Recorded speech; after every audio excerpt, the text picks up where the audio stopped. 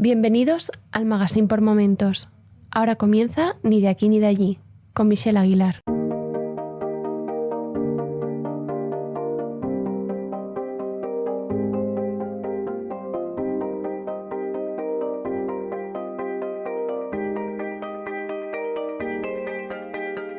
Ni de aquí ni de allí es un podcast donde escucharás las voces de migrantes y las de hijas e hijos de migrantes latinoamericanos en Europa. Durante los próximos 12 episodios vas a escuchar mi conversación con Luis. Luis es un doctorando en la Universidad de Tübingen dentro del Departamento de Estudios Latinoamericanos. Simplificándolo mucho, nos conocimos el pasado mes de septiembre en una de las diferentes conferencias que se realizan en la universidad. Cuando me contó su historia, me tuve que controlar mucho para no decirle que me lo contase todo de nuevo, pero en el podcast. No se lo dije ese día, pero sí en la siguiente ocasión, y aquí está el resultado. Luis nació en Barranquilla, Colombia, creció en Barcelona, España, y ahora vive en Tübingen, Alemania. Creo que algunos datos que te ayudarán a comprender la conversación son que yo nací en Ecuador, crecí en Barcelona y estudié Humanidades en la Universidad Pompeu Fabra. Actualmente estoy viviendo, estudiando y trabajando en Tübingen y que Luis y yo nos llevamos unos 5 o 6 años, así que a pesar de que hemos pasado por los mismos lugares, nuestras experiencias son distintas. En esta primera parte de la conversación, Luis cuenta cómo acabó en Tübingen, habla de sus primeros años en Alemania y sobre el trayecto que le llevó a estudiar Humanidades. Luis, ¿cuál es tu historia? ¿Cómo llegaste aquí a Tübingen? Bueno, pues llegué aquí a Tübingen hace como unos más de 7 años y 6 meses. Y creo que fue el año 2012, o sea, va a ser como 8 años. Y llegué para un año de Erasmus.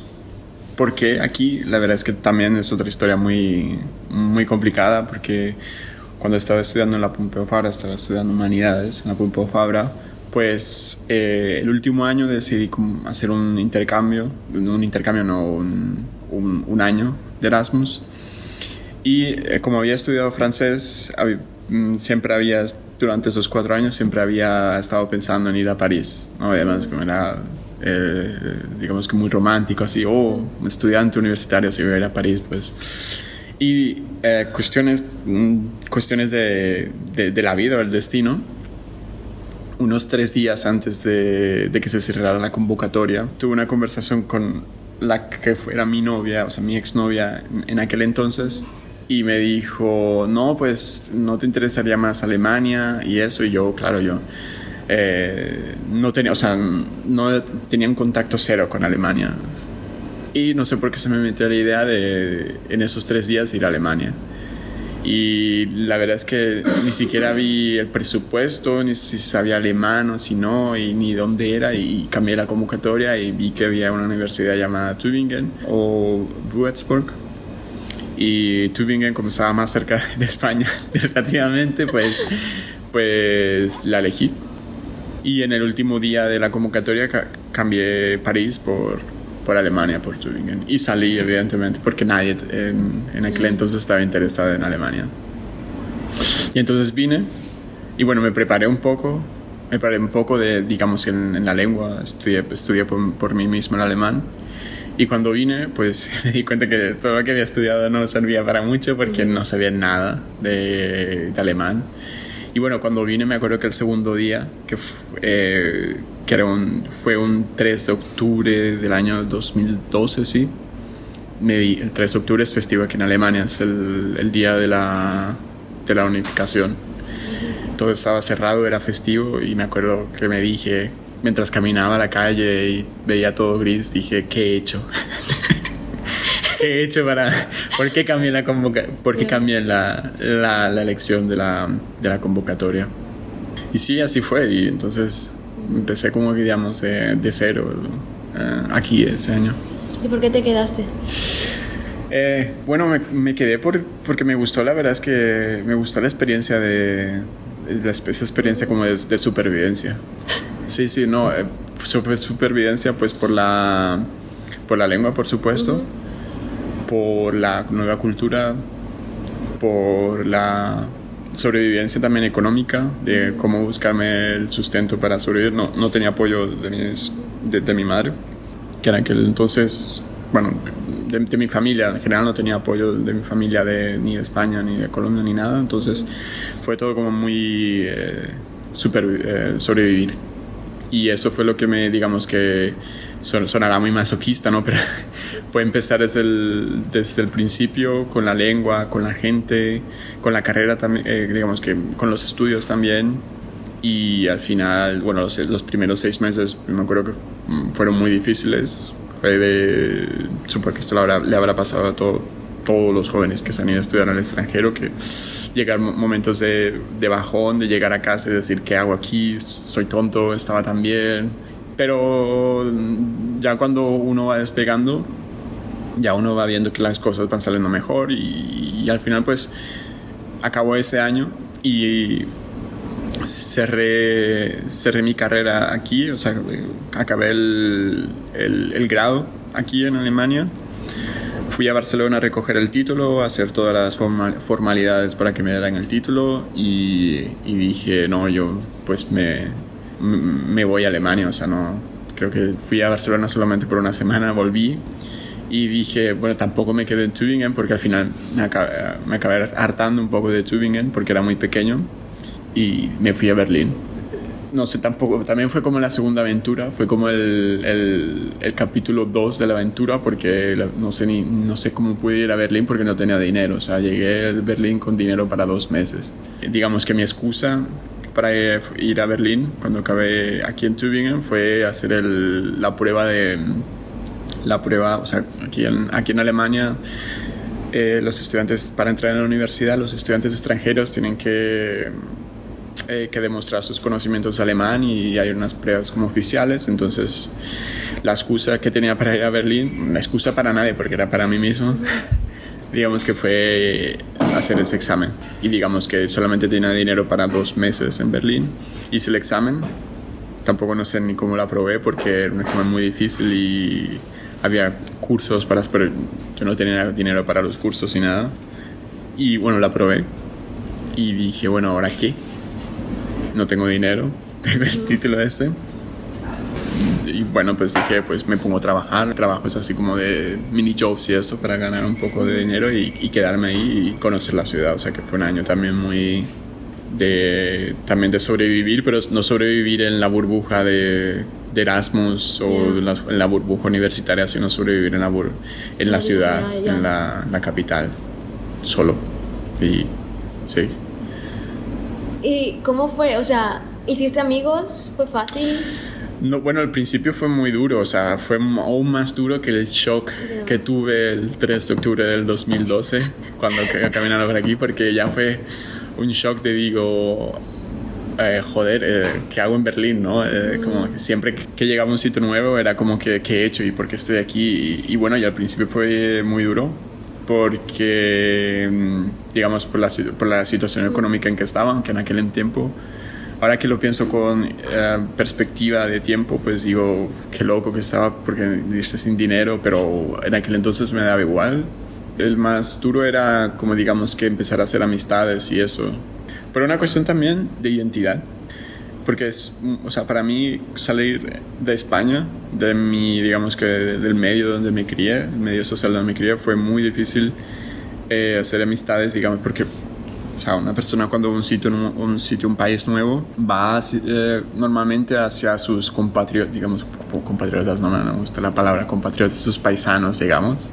Y claro, para mí era muy difícil porque ahí, o sea, durante esos 2 años ya comprendí el problema de la identidad. Porque cuando iba a donde los españoles, había muy pocos, digamos que aquí en Tübingen había muy pocos de Barcelona. Y entonces cuando iba hacia los españoles, el grupo de españoles, me decían, pero ¿tú de dónde eres? O sea, hablas con acento que no es español, no pareces español. Y cuando les decía que era colombiano, no se lo creía, ¿no? O esa mezcla, ese híbrido como que no les cabía en la cabeza, y entonces no cuajaba la amistad tanto. Okay. No cuajaba la amistad, no sé por qué. Pero entonces cuando me iba al grupo de los colombianos, digamos que, bueno, cuajaba más, eran más calurosos, pero no acababa de funcionar en muchos casos. O sea, empezaba una amistad y no acababa tampoco de cuajar. Entonces fue difícil, no sé por qué.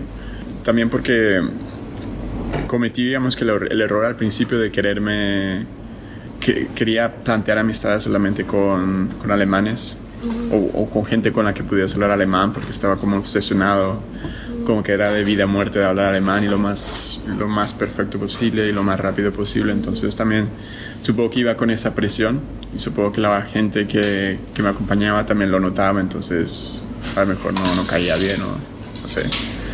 Pero bueno, pero sí quería haciendo poco a poco amistades, y en Berlín también. Bueno, en Berlín es como estaba solo, no estaba en la universidad, tenía que buscar como encuentros porque hay muchos avisos por Facebook de intercambio de idiomas, que se llama Stammtisch en alemán, que es aquí. Entonces gente que habla español se encuentra con alemanes que quieren hablar también español, y ahí siempre hacía como amistades. ¿Y cómo llevas ahora el tema de la hibridación? Pues ahora es mucho más híbrido. Muchísimo más híbrido, pero como que ya lo comprendo más y sé reaccionar más ante eso. O sea, me refiero a que en aquellos 2 años, digamos que es una buena pregunta, porque ahora digamos que soy más híbrido, entre comillas. O sea, porque, por ejemplo, mi pareja, digamos que es de Rusia, entonces he asimilado muchas cosas de una cultura de la que no tenía ni idea antes de estar con ella y eso. Entonces, digamos que me he vuelto más híbrido en ese sentido. Pero antes, digamos, cuando en esos 2 años, digamos que se puso en duda, sobre todo lo que mi identidad o lo que yo... No solamente identidad, porque tal vez tengamos tú y yo distintas formas de entender la identidad. No estoy refiriendo a de yo soy, sino de lo que tú das por sentado. O sea, yo daba por sentado que estaba en Barcelona, que tenía cosas colombianas y luego también cosas españolas o también catalanas tal vez. Entonces eso nunca lo había puesto en duda, pero cuando llegué aquí eso totalmente no se desmoronó, sino que lo puse en duda. ¿De verdad soy tan español como me creía, español catalano? ¿De verdad soy tan colombiano? ¿O hasta qué punto? Todas aquellas raíces me las empecé a preguntar el por qué, no a cuestionarlas en el sentido como no me las creo, sino de dónde soy, digamos. Con el paso del tiempo, después de 7 años de estar viviendo aquí, pues lo puedo comprender más, lo puedo asimilar más, o sea, lo tengo más asimilado, y eso también me ha ayudado como que a abrirme a otras culturas. Pues Tübingen tiene una comunidad latinoamericana bastante grande, ¿no? Sí, bastante grande. ¿Tú sí que te consideras latinoamericano? Sí, yo me considero latinoamericano. Vale, pero no te he preguntado dónde naciste. Bueno, nací en Barranquilla, en Colombia. Barranquilla es una ciudad del Caribe colombiano que está al norte, y nací allí. Y cuando tenía 6 años me fui a vivir a Bogotá, y desde los 6 años hasta los 11 estuve viviendo allí en Bogotá, y a los 11, 12 más o menos, no me acuerdo muy bien, fui a Barcelona. Fui con mi madre. Mis padres desde yo tengo como 5 años están divorciados. Y mi madre, entonces, cuando yo tenía 6 años, junto con mi hermana, que tenía 6 años, nos llevó para Barcelona. Y en Barcelona estuve hasta que tuve, desde los 11, 12 hasta los 23, que fue cuando me vine para Alemania. ¿Qué estudiaste? En España, ¿Estás en España? Estudié humanidades. Bueno, fue también cuestiones del destino y de la casualidad, porque cuando hice la selectividad, la verdad es que era muy rebelde cuando estaba en el instituto. Me gustaba leer por mi cuenta, pero no me gustaba lo que me enseñaban, y aparte me pasaba horas y horas tocando la guitarra. Me gustaba la música, pero como no había dinero para ir a una academia de música, pues de repente me dejó de interesar la música. Me sentí como también como que frustrado o un poco como triste de no poder continuar con la música, y me puse a leer, digamos, o sea, mi curiosidad. Empecé a como alimentar la curiosidad, y a tiempo, porque si no hubiese aprobado la selectividad. Entonces se me daba muy bien la historia, se me daba muy bien las lenguas en la selectividad, filosofía y todo. Entonces hice la selectividad y quería estudiar latín y griego, porque había sacado muy buenas notas en la selectividad, pero mi entorno me desanimaba. O sea, era como decir que eso qué es, ¿no? Eso no te va a dar de comer, profesor de griego y de latín. Entonces me desilusioné muy rápido. Y luego quise estudiar historia, pero peor aún, profesor de historia, ¿eso de qué te va a servir? Entonces, como tenía que hacer algo, hice como un grado superior, un ciclo formativo de grado superior, y lo hice en turismo y economía de turismo. O sea, algo así como para, no sé por qué, la verdad, porque me interesaba. Bueno, tampoco, no me interesaba el turismo. O sea, lo que me interesaba era cocinar. Había como una formación muy amplia, muy transversal, así de turismo. O sea, era como economía, o sea, gestión de empresa económica, idiomas, cocinar, restauración. Y lo que me gustaba más era cocinar, como que explotar la imaginación. Y se me daba muy bien, la verdad. Y estuve un año ahí y al final de este año dije, ¿qué estoy haciendo? Porque no me gustaba el entorno para nada. Lo que más me gustaba era cocinar, y economía también me gustaba mucho. Se me daba muy bien. Y las lenguas también. Y entonces me puse a buscar estudios y di por casualidad con una carrera que se llama Humanidades. Y ahí llegué a Humanidades. O sea, mi familia estaba en contra porque dijeron, ¿cómo puedes dejar eso lo que estás haciendo? Y no sé qué. Y yo dije, esta vez no me desanima nadie. Entonces empecé la carrera y ahí pues se me abrió como descubrí otro mundo, que es de las humanidades. ¿Pero qué te convenció de estudiar humanidades? Me convenció que, como no sabía bien lo que quería estudiar, yo quería estudiar todo. O sea, quería estudiar, había latín en aquel entonces, pero el año que entré en humanidades sacaron latín. Entonces, como que...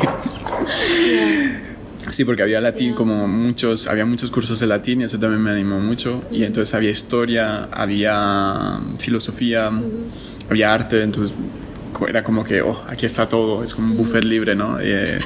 Y entonces... Es la mejor descripción. Es un buffet libre, es un restaurante asiático, buffet libre. Entonces dije, aquí me meto. Y claro, entonces yo entré también, mi mayor ilusión fue hacer tantos cursos de latín. Y entonces cuando empecé vi que no, que habían cambiado el plan por Boloña. Entré con Boloña, entonces todo cambió. Me quedé sin latín, entonces bueno, me interesaban otras cosas, pero sí, humanidades. Has mencionado un poco lo de Colombia, España, Cataluña. Lo has dicho así como muy, muy por encima. O muy lioso. Sí. Bueno, es que es lioso en sí, no hay manera de... Exacto.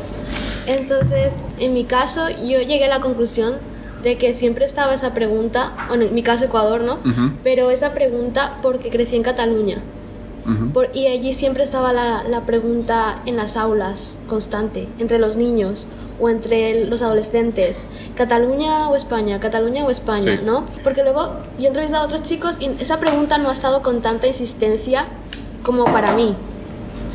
Bueno, yo creo que también depende del tiempo, ¿no? Porque digamos que siempre, desde que yo me acuerdo cuando empecé a vivir en Cataluña, o sea, yo no vivía en Barcelona, vivía en un ciudad, que en el Maresme, que se llama Malgrat de Mar, que es el último pueblo del Maresme, y luego ya empieza Blanes.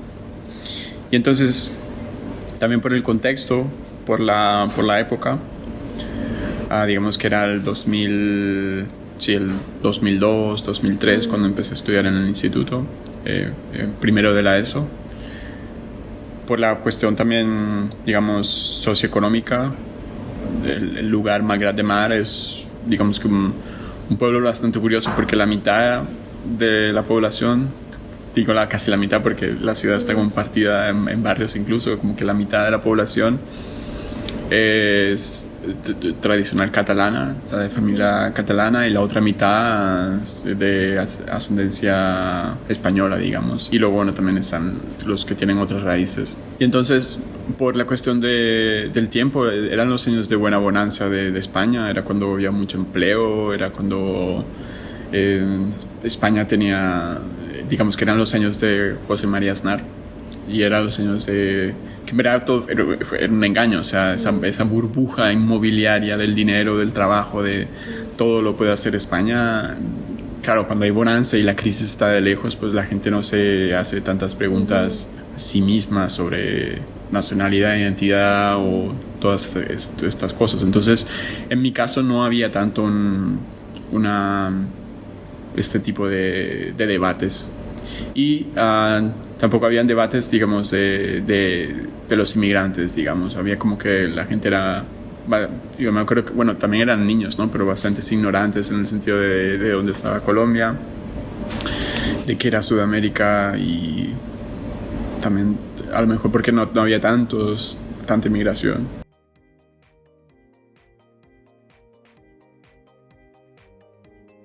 Recuerda que puedes seguirnos en tu reproductor de podcast favorito, en YouTube, en Facebook y también en Instagram en @nideaquí.nideallí.